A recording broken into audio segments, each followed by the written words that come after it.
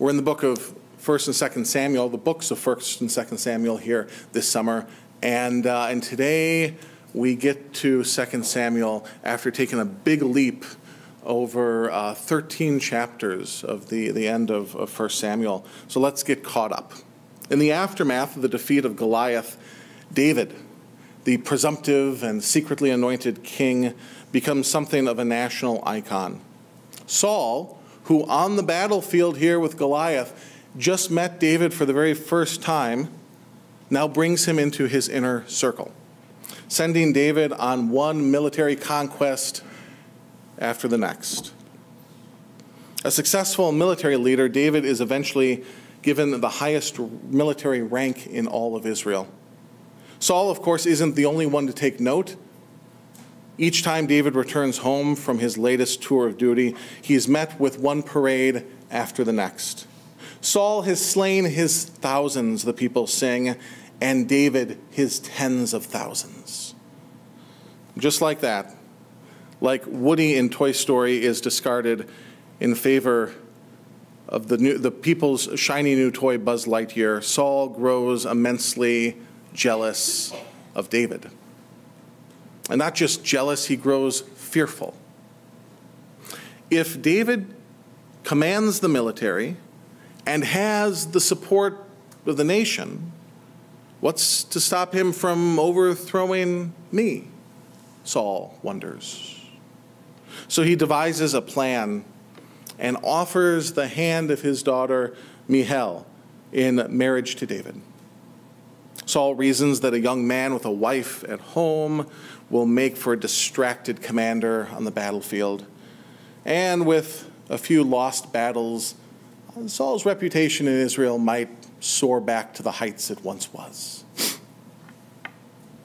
Saul is so absorbed, so obsessed with maintaining power that he will gamble with national security, disregard the lives of his soldiers, and treat those closest to him, yes, even his family, as political pawns. Fear will do that to an insecure and emotionally unstable leader. But Saul's plans backfire when he discovers that his daughter Michal truly loves David. She's fallen for him just like every woman in Israel. And moreover, Saul discovers the Lord was with David. We're told at that point Saul became still more afraid of David, and he remained his enemy for the rest of his days. Now, the remaining 12 chapters of 1 Samuel show David on the run from Saul, who repeatedly tries to kill David. But in the end, Saul is defeated in battle with the Philistines. When word is brought to David about the death of Saul, the most surprising thing happens.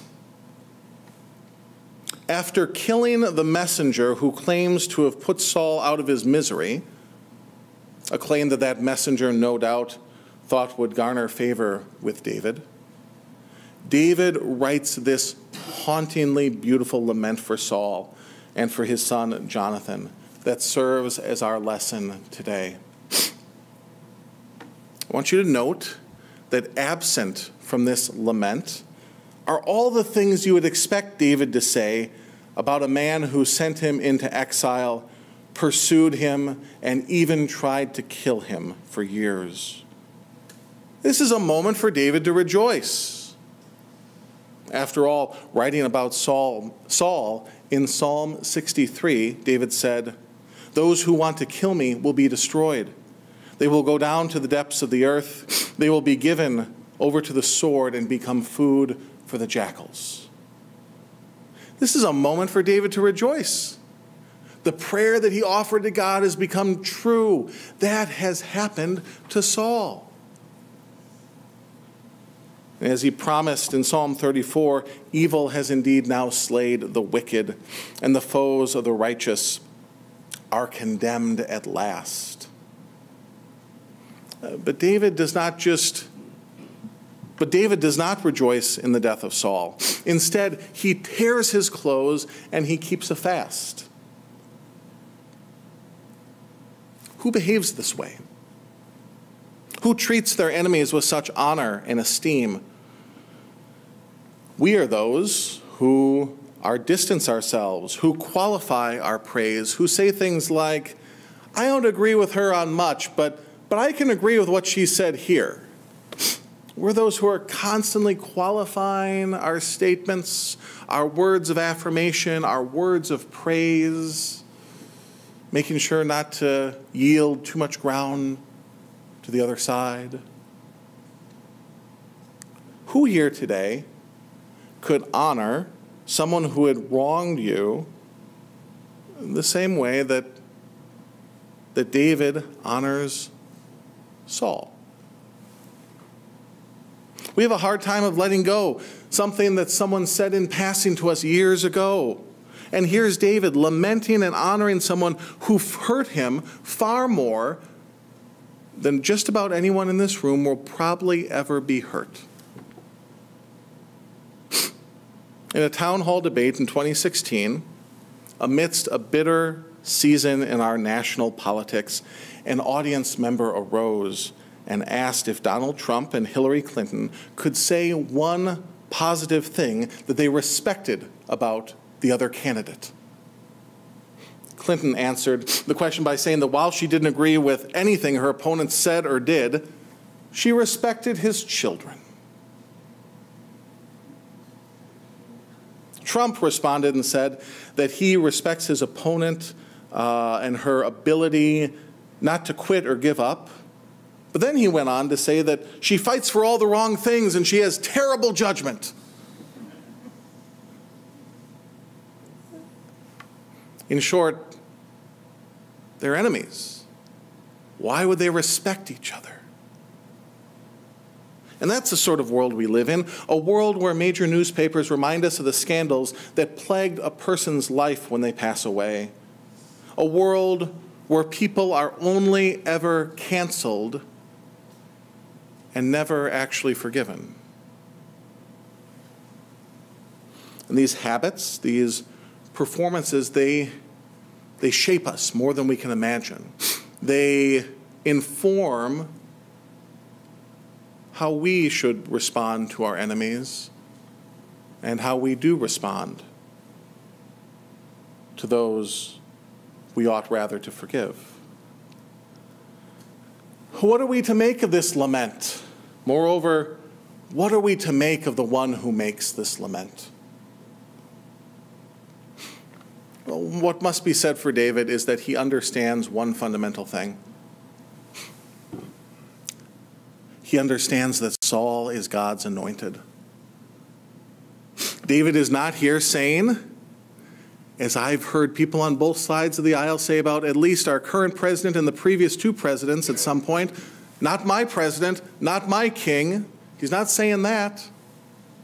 No, he understands that this is God's anointed. Just be clear, our presidents are not God's anointed. But need to throw that out there. David understands that Saul is God's anointed, which is why he slays the Philistine who claims to have put him out of his misery. How dare you touch God's anointed? Who would do that? Would you?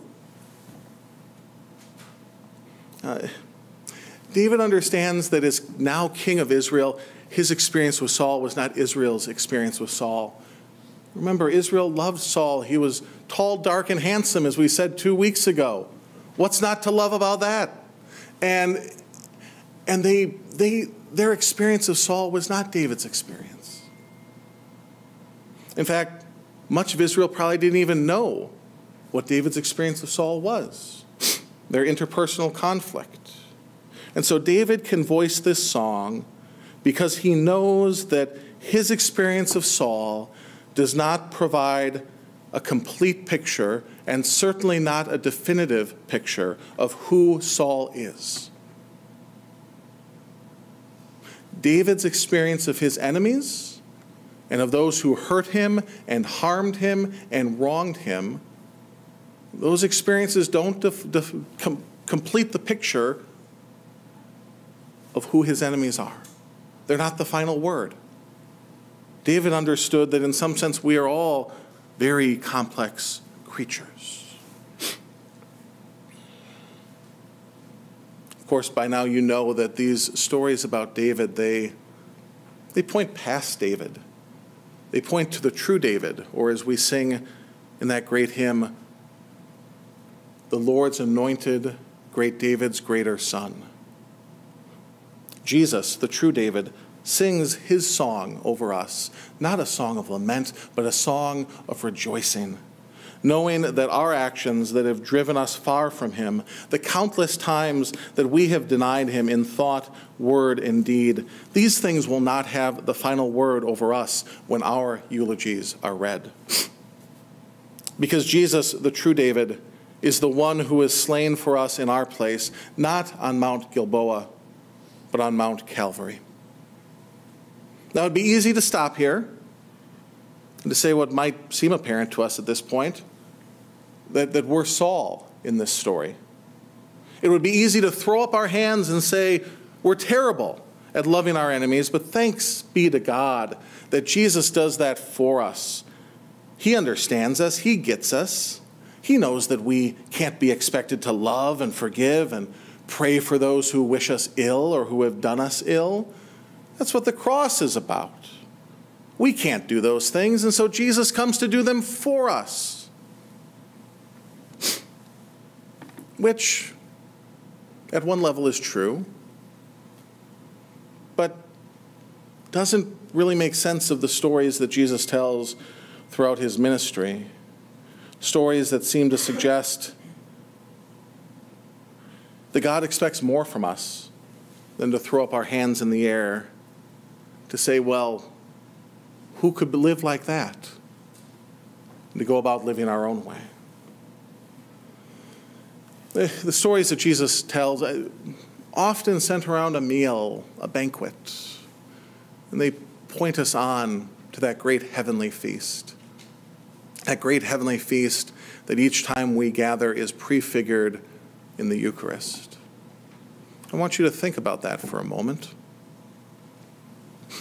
Because the Eucharist, in some sense, is the is the image that looks back to Jesus' earthly ministry as he eats and fellowships with tax collectors and whores and degenerates.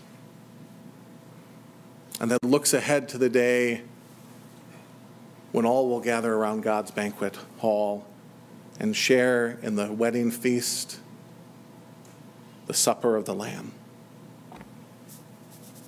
And this meal is a picture of that. It's a picture of what happens each time we gather here. Gather with people who are, like Saul, complex, complicated characters. But we gather for a meal that highlights the life, death, and resurrection of Jesus Christ. The cross of Jesus, as we'll hear in a couple weeks in a reading from Ephesians 2, is that barrier crossing, barrier breaking and dividing act that throws down all the walls of hostility that we erect so that strangers might become friends, so that enemies might become reconciled.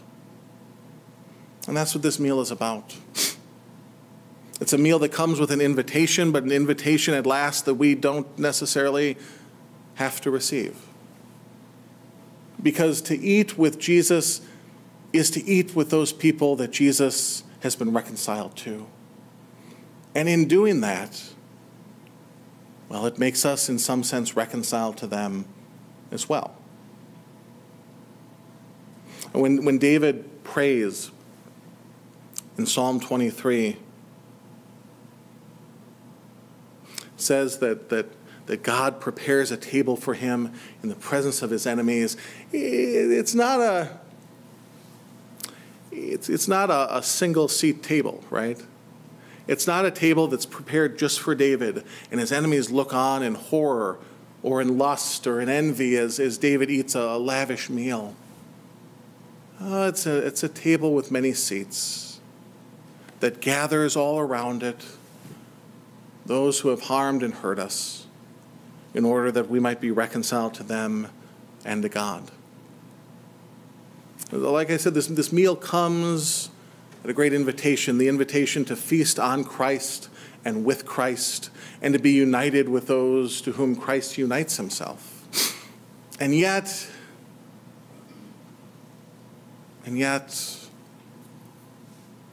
our willingness not to forgive as we have been forgiven, our unwillingness to forgive as we have been forgiven, well, it paints a different picture for us. Again, one of a meal. The prodigal son has returned home. The father has said, let's slaughter the fattened calf. Let's invite everyone. And the elder brother said, how dare you? How dare you have him in this house? How dare you host a meal for that guy?